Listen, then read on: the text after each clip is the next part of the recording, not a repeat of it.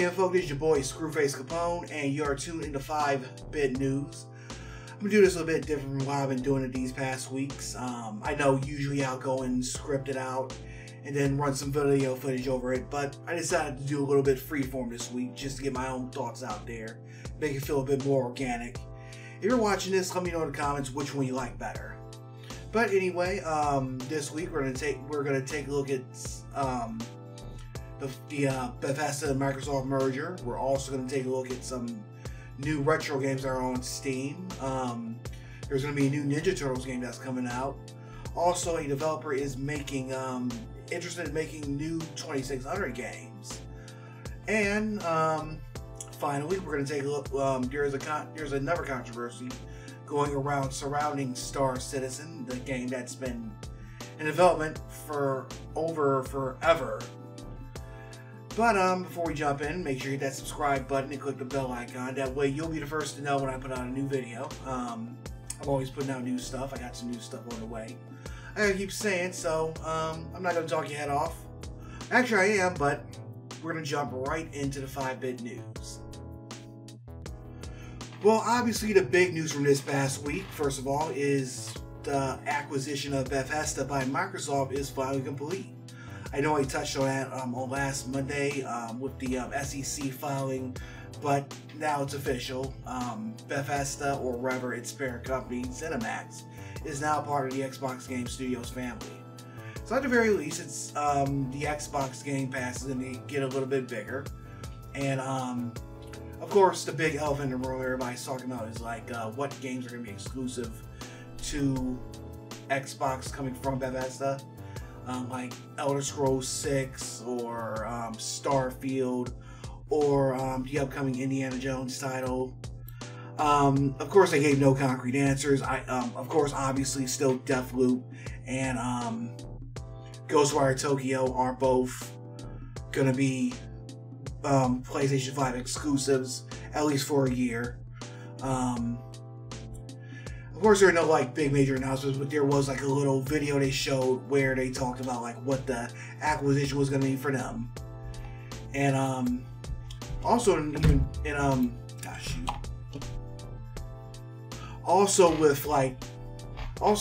big major thing from this week is that they added a lot of their games to Xbox Game Pass. You got Fallout 4, Morrowind from Xbox. I think the PC edition also on there too. There's Oblivion, which is one of my favorite games of all time. You got Prey, and I saw a lot of people on social media actually talking about this. Because like I know it's a sci-fi shooter. I think it's made by Arcane from the Dishonored guys. But it was largely overlooked when it first came out. But a lot of people were talking about actually going in and checking it out now that it's on Game Pass and they can basically play it for free. And of course, you got the classic Doom titles, Doom 2, Doom 3, Doom 64, and what else? And of course, that's also a bunch of the other. Of course, that's along the dozens of other titles that are on Game Pass. So again, while there's no earth-shattering, speaking of Microsoft, apparently they're supposed to be holding another event later this month, but I don't think there's going to be any big announcements coming from that again. Maybe just like tech stuff or just basic stuff. But still, it's going to be pretty exciting to like speculate like on what's going to be coming out going forward from Bethesda. I know everybody's talking about Elder Scrolls 6, Indiana Jones, and Starfield, and of course, there's even stuff in the works that they're probably working on that they haven't even mentioned yet. So, again, it's going to be pretty exciting for the Xbox lineup, I'll say. Let me know what you think in the comments. Alright, if you're an old school gamer, particularly the Atari 2600 generation, you'll want to stick around. A new developer called Audacity Games is pledging to create new games for the Atari 2600 of all systems. Yeah, that's right. I know there's a huge market nowadays for developers making games for older systems. There's a whole scene of developers who still make Genesis games, but it's gonna be a little bit different because Here's an article about it. It's formed by Activision co-founder David Crane as well as Gary and Dan Kitchen. So I'm going to link to this article in the comments. So these guys have actually worked on several classic titles such as Pitfall. They've even worked on some of the older Simpsons games. Where's the other article? Yeah, they've worked on NES games and stuff. So they haven't really announced any upcoming titles yet, but they're going to be releasing on cartridge form for the 2600, and because not everybody has a 2600 or can really find one nowadays. I mean, it is an old system.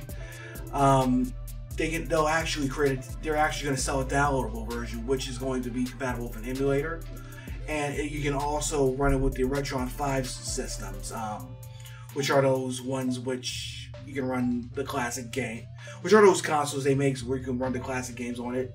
You can also load it up from an SD card. So, let's go back to that for a little bit. They got they got a website set up. Let's take a look at that real quick. Okay. Circuits Convoy. Now here's let's see, Circuits Convoy. So is this like one of their new games? Casey's Gold.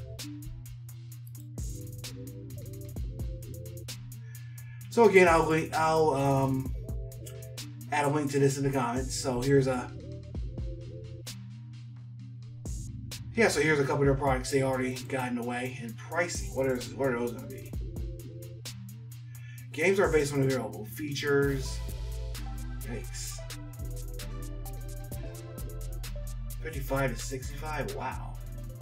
You're going to come with serial numbers and all this stuff and authentication. Still looks like a little bit too expensive, but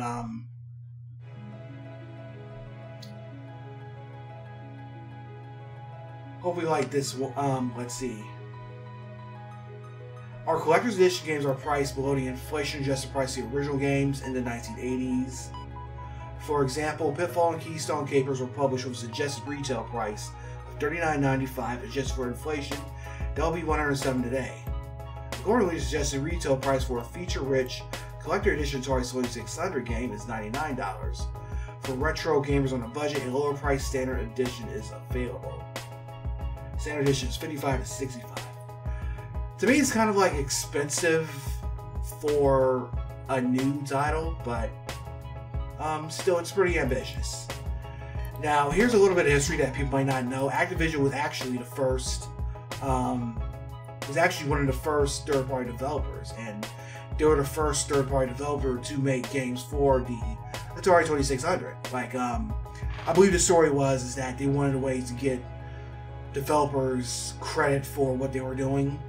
Like, I don't know the whole.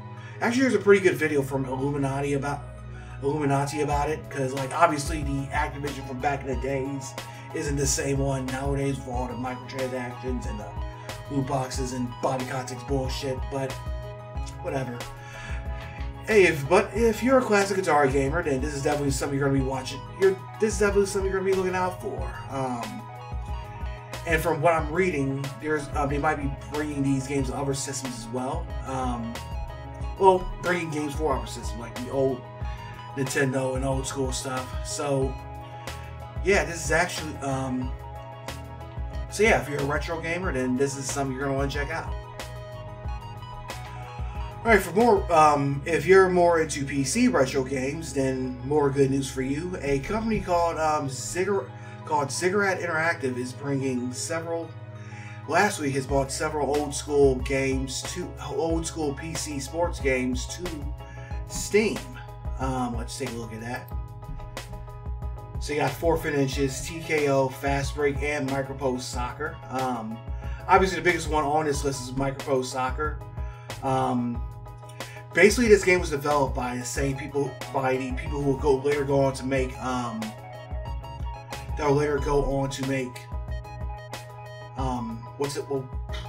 Sensible Soccer. I just had a brain fart. So now you can play these classic games for the first time. There's also 4th and Inches, which was one of the first bigger, which was like one of the first decent football games, like back in the days.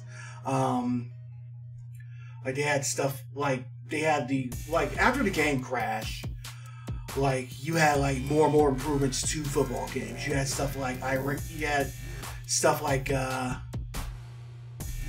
10-yard fight, Tecmo Bowl, Madden, all that. Basically 4th and Inches was one of those games. You have team rosters. You got like team rosters, and let me move my webcam. Use the size. Get you a better view of that. So yeah, you got playbooks, you got rosters, all kinds of good. Like, it was really like one of those first football games that tried to transition, like tried to make that transition to making things more sim and more lifelike. So like without that, so like that pretty much led the way to like the Madden, your 2K Sports and all that. You also got World Championship Boxing Manager and TKO.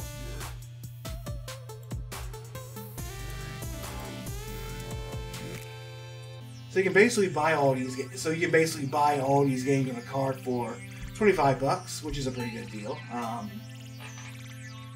So again, of course, if you're old, so one thing interesting thing to note is that even the Micropose soccer game, even though it's called Micropose soccer game, it's called Micropose soccer.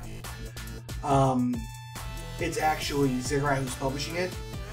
Now, if you remember, like a while ago, I did that report on the new Micropose coming back. Now, that's a different company, which is pretty much Micropose in name only, and they're basically focused on military simulation. So these guys, Ziggurat, actually got the license to it, and that's pretty cool. If you go to their page, you'll see they're also producing several other old school titles. You got a bunch of Data East stuff.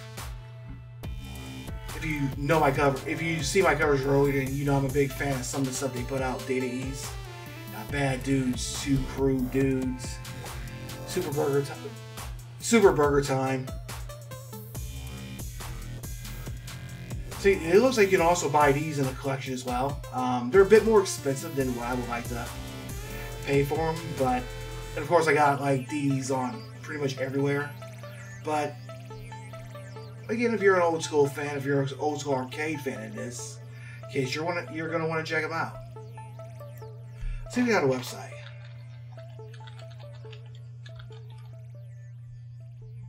Ziggurat Interactive. Let's Play Ziggurat. These guys do adventure games. I wonder if these are like two separate companies. This is a new old video game company. So you can see they so you got Slave Zero, you got Crush, Kill, and Destroy. So basically these guys are. You got Blood Rain. That's a newer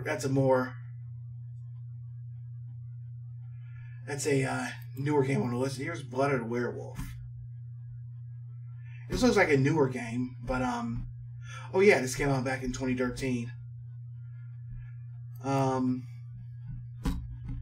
yeah, if you like these older retro games, then you're definitely gonna want to check out these guys.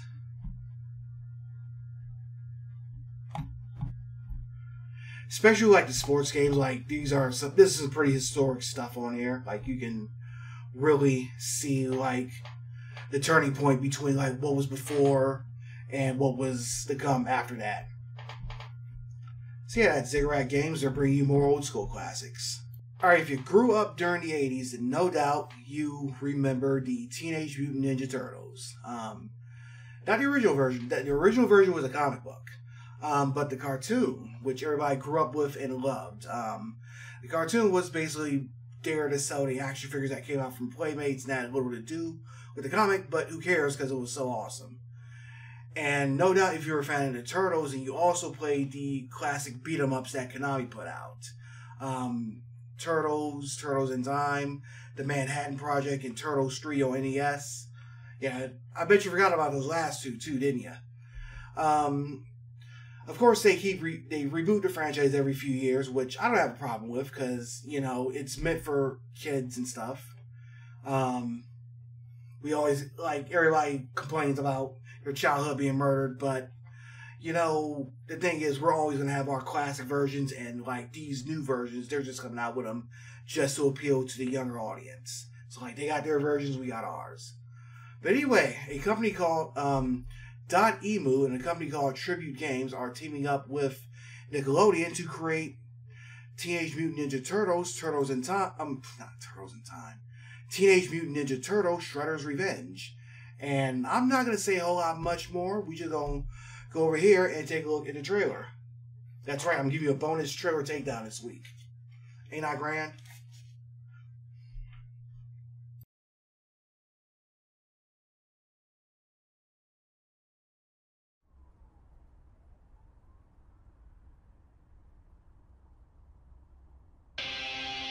Teenage Mutant Ninja Turtles, Teenage Mutant Ninja Turtles, Teenage Mutant Ninja Turtles, heroes in the half shell. They are the world's most fearsome fighting team. The heroes in the half shell and their queen. When the evil Shredder attacks, these turtle boys don't cut him no slack. Teenage Mutant Ninja Turtles, Teenage Mutant Ninja Turtles, Splinter taught them to be ninja teens. Leonardo Lee's Donatello does machine. Raphael's cool but rude. Michelangelo's a party dude. Teenage Mutant Ninja Turtles, Teenage Mutant Ninja Turtles, Teenage Mutant Ninja Turtles, heroes in the half shell.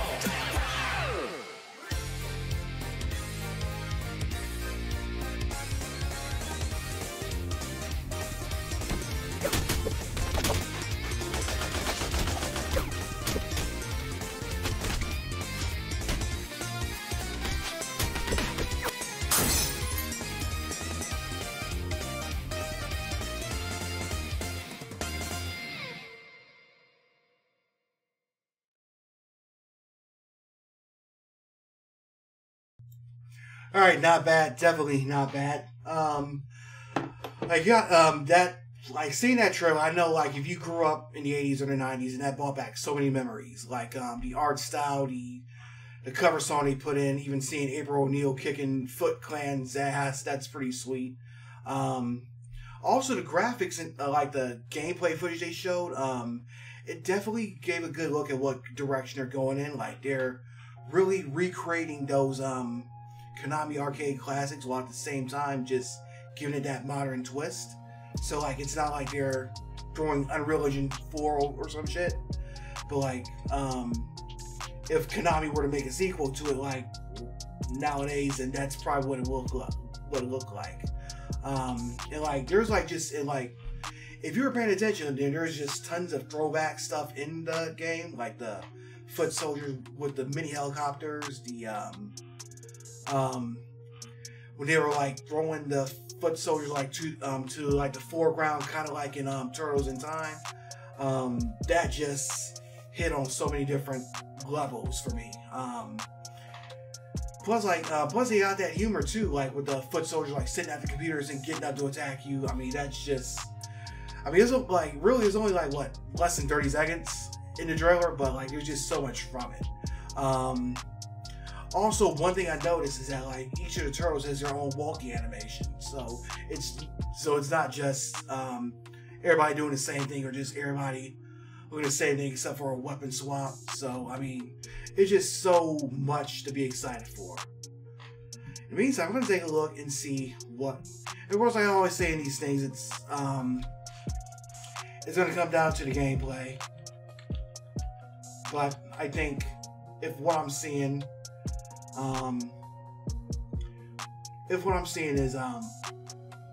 is accurate, then it's pretty much gonna be solid. So here's Tribute Games. So yeah, these guys specialize in that old school style of gaming. They put out Mercenary Kings, Panzer Paladin, which I'm gonna check out pretty soon. There's also Steel Assault, which if You remember from the Steam sale that I played it, and it's one of the few games that I think got an A from it. High level. It's Curses and Chaos, Ninja Stinky DS. So yeah, these are one of those games that, these are one of those companies that like to do like those old school type of games. Publish. We like to play and publish.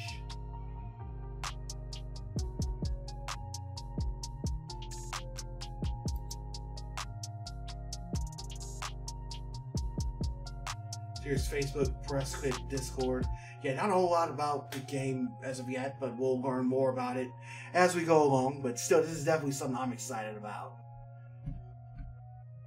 And I know you are too, so let me know what you think in the comments.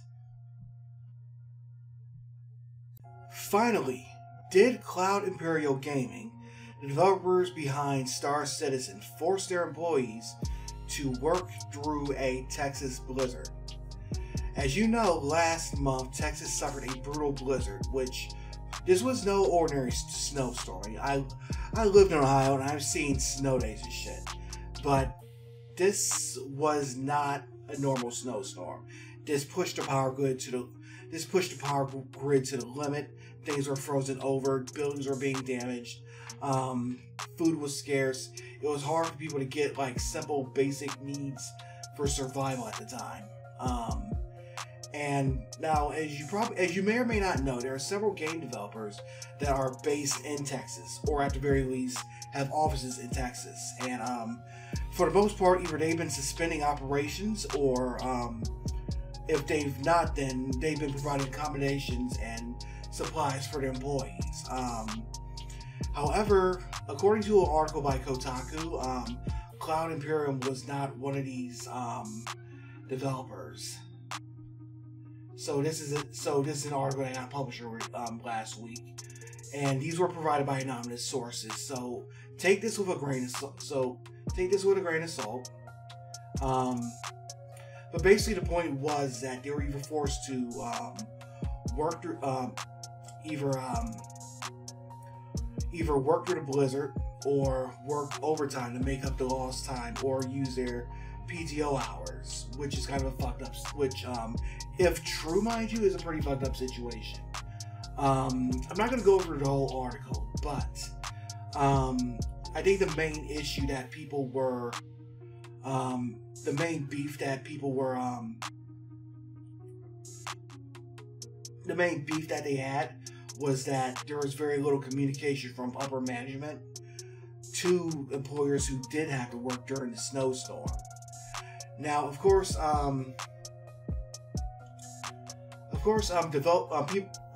people at where's the ever? There's another article about it. Shoot, I thought I had it up. But people from Cloud Imperium have refuted these allegations. So this is basically a game of he said, she said, pretty much. But well, here it is, Tech Raptor. So here's the initial statement. CIG is saddened to hear these allegations from the anonymous sources. Our staff's safety and well-being are a priority to us at all times. The Austin offices have remained closed to general staff since the beginning of the pandemic, with teams working from home in the immediate aftermath of the Texas storm. Studio leadership reached out to all 100-plus Austin employees, district managers, and individually to offer support, and continues to do so with actionable assistance for all of those who are affected. And they're also another statement, a tweet. This is weird to me. No one on my team has had to use PTO at all. So again, like I said, this is basically a game of he said, she said. But so basically, take everything that you're reading and everything that you're seeing with a grain of salt. I'm not gonna dunk on Star Citizen much. If these allegations are true, then it kind of speaks to the shitty way that I'm gonna stay away from Star Citizen, the game itself, because the truth is I'd be just as pissed off if, I don't know, Capcom or Square Enix or Paradox or a developer that I like to pull some shit like this, because it really just speaks to the way that big time developers and publishers treat their employees. Because you hear about Activision letting people go after supposedly huge profits, and then you got a company like Cloud Imperium that raked in so much money. Like, I think it was what, 350 million? Let me go back to that.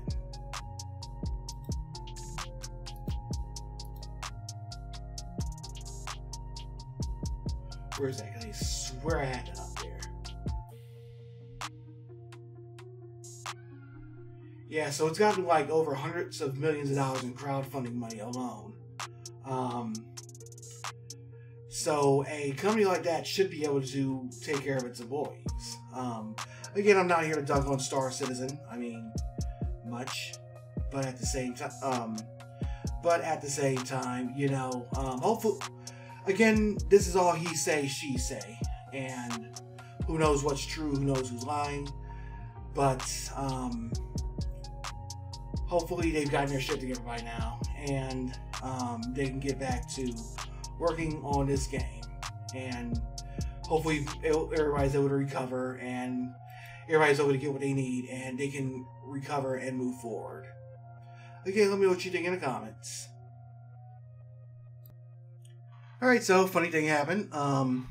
So I had this thing fully recorded, ready to go, ready to throw it in a can and code it and post it on YouTube, but then this morning something pretty unique popped up, and I didn't want to wait till next week to cover it.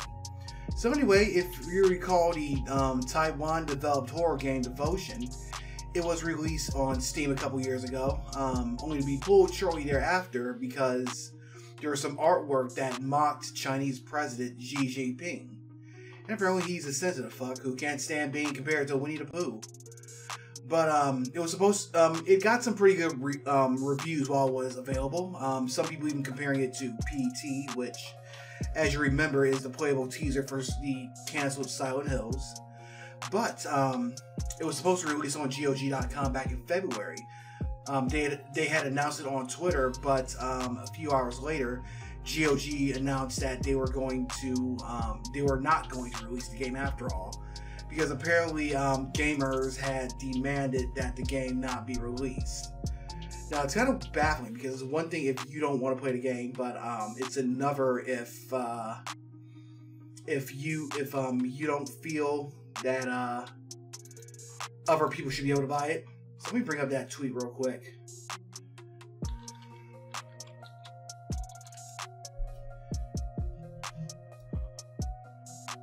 So of course, naturally they got dragged for it.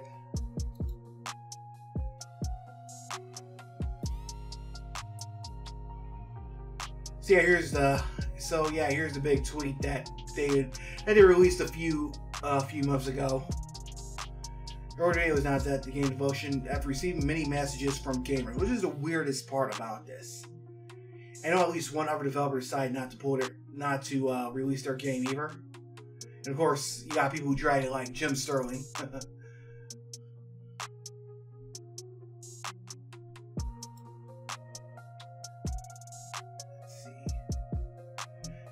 So, like, yeah, it was all about, like, caving in the pressure on from that dictatorship, what seems like. But that's beyond the point. The good thing is that you can now buy Devotion again. Here's their, you can now buy directly from the developer. Here's their website, Devotion. So as you can see, you can either buy it in a bundle which contains the soundtrack, or you can also buy their previous game, Detention, which I also believe was pretty people liked, horror fans. So if you're a fan of horror, you're definitely going to want to check these out. I know I will. Devotion was a game that I was looking forward to playing to, but was disappointed when it was pulled off Steam. So hopefully you can go buy directly from the developer now and support their work. All right.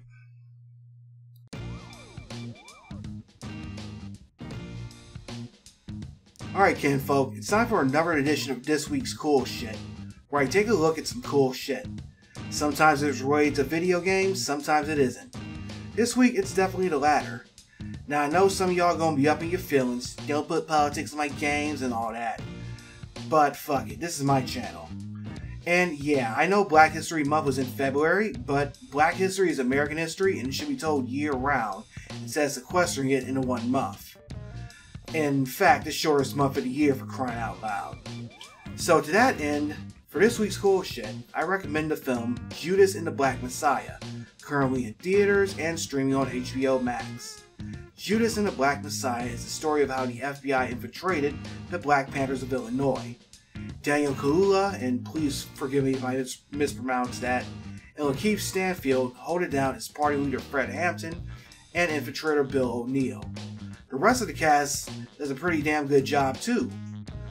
And yeah, while the story does take some liberties with the actual history, it's still a powerful film and can see events that were set in motion that still have ramifications today. So whether you're black, white, or otherwise, Judas and the Black Messiah is one film you don't want to miss. Check it out, learn some American history, and decolonize your mind. So that about wraps it up for this week's edition of 5-Bit News, plus a trailer takedown. I got another trailer takedown coming on the way later this week, might even be tomorrow. But let me know what you think in the comments. If you like what you just saw, click the thumbs up, and even if you disliked it, click the thumbs down if you feel like it. I'm good about criticism. Always trying to get better, you know. And if you want to know when I put out new videos, hit that subscribe button and click the little bell icon. That way you'll be the first to know when I drop these videos. Because again, I'm dropping a lot of stuff coming up, and you're not gonna want to miss it. But in the meantime, I hope you have a great week, and until next time, I'm 51,000 G, Ken, folks.